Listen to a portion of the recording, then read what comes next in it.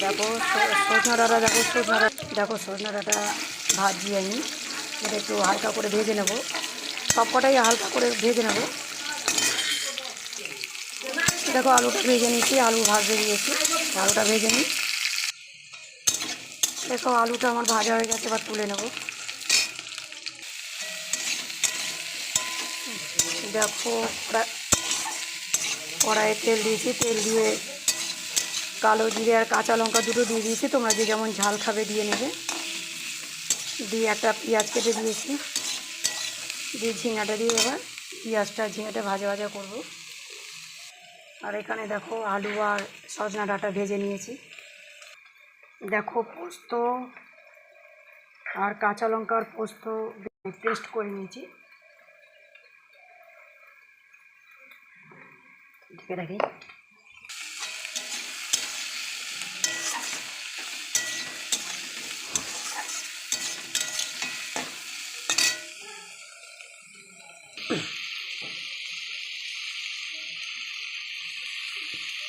দেখো আমার পেঁয়াজ ভাজা হয়ে গেছে, লাল লাল হয়ে গেছে। এবার আমি এই সবজিটা দিয়ে দেবো। এবার একসঙ্গে একটু নাড়াচাড়া করে নেব। যেহেতু পোস্তের তরকারিতে হলুদ দেবো না, তো হালকা করে লবণ দেবো,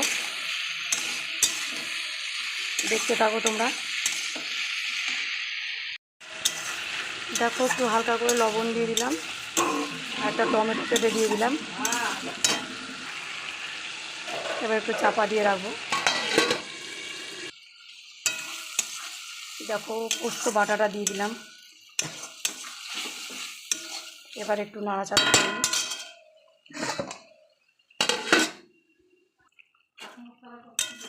দেখো জল দিয়ে দিলাম একটু, চাপা দিয়ে দিই 1 মিনিট।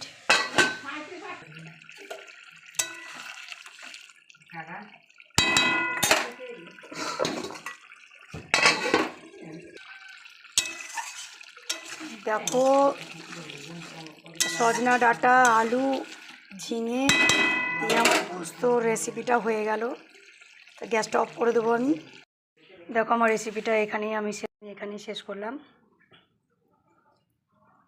তোমাদের ভালো লাগলে কমেন্ট করো।